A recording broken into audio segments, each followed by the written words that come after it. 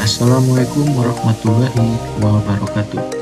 Kembali lagi bersama saya LTM Sutian Abdal, NIM 23N630018. Baiklah, saya akan melanjutkan presentasi saya dari video sebelumnya, dan hari ini saya akan mempresentasikan tentang pemahaman perundangan mengenai aspek hukum.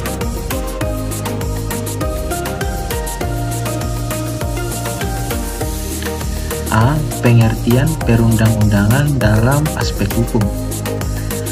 Perundang-undangan adalah keseluruhan norma hukum yang tertulis dan mengikat secara umum, dibuat atau ditetapkan oleh lembaga yang berwenang, dan berlaku dalam suatu wilayah hukum tertentu.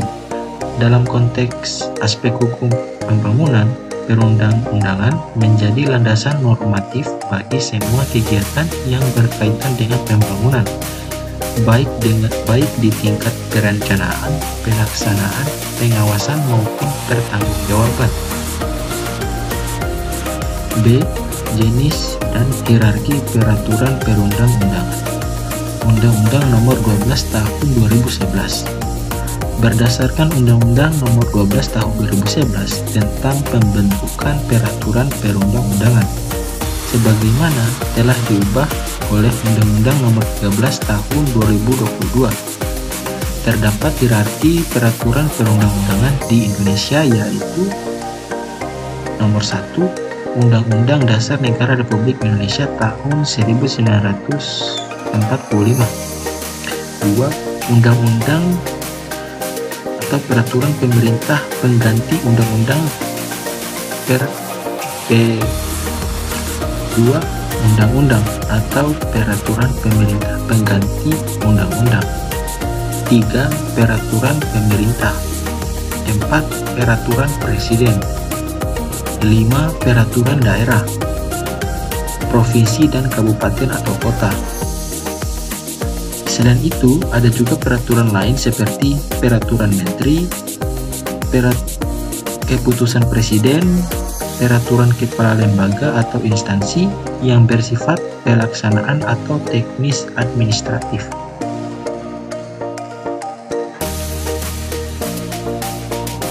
C. Fungsi perundang-undangan. Dalam konteks hukum, perundang-undangan memiliki beberapa fungsi utama dalam aspek hukum. Fungsi regulatif, yaitu mengatur perilaku, proses, dan tata cara dalam masyarakat dan pemerintahan. Pengendalian, yaitu mencegah terjadinya penyimpangan atau penyalahgunaan wewenang. Pemberian sanksi, memberi efek jera bagi pelanggar, pidana, perdata, administratif. Kepastian hukum, memberikan jaminan bahwa semua pihak diperlakukan setara di hadapan hukum. Perlindungan hukum, menjadi hak-hak individu, masyarakat, dan negara. Pemberdayaan, mendorong pembangunan dan kemajuan masyarakat secara adil dan merata. D. Pemahaman terhadap peraturan yang relevan dalam aspek hukum pembangunan. Dalam konteks pembangunan, ada beberapa perundangan kunci yang harus dipahami, antara lain: yang pertama, Undang-Undang Dasar 1945 sebagai norma hukum tertinggi, mengatur hak asasi manusia, hak atas lingkungan, dan prinsip keadilan sosial. 2. Undang-Undang Nomor 2 Tahun 2012 tentang pengadaan tanah untuk kepentingan umum, mengatur proses pembebasan tanah untuk proyek pembangunan, termasuk ganti rugi dan partisipasi masyarakat. 3. Undang-Undang Nomor 32 Tahun 2009 tentang perlindungan dan pengelolaan lingkungan hidup, menekankan bahwa setiap pembangunan harus memperhatikan prinsip kelestarian lingkungan. D. Undang-Undang Nomor 11 Tahun 2020 tentang Cipta Kerja beserta aturan turunannya, mempermudah prosedur perizinan usaha dan investasi, namun tetap harus tunduk pada aspek hukum lain. 4. Undang-Undang Nomor 5 Tahun 1960 tentang pokok-pokok agraria, Menjadi dasar hukum, pertahanan di Indonesia sangat penting dalam pembangunan infrastruktur. F. Perpres nomor 16 tahun 2018. JO. Perpres nomor 12 tahun 2021 mengatur pengadaan barang atau jasa pemerintah agar lebih transparan dan akuntabel. E. Prinsip-prinsip hukum dalam perundang-undangan. Untuk memahami aspek hukum secara utuh, penting juga memahami prinsip-prinsip yang mendasari hukum, yaitu yang pertama, legalitas. Semua tindakan harus berdasarkan hukum yang berlaku. 2. Equality before the law.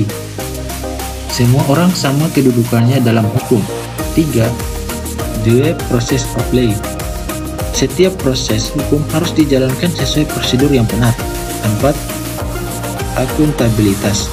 Setiap kebijakan pembangunan harus dapat dipertanggungjawabkan secara hukum. 5.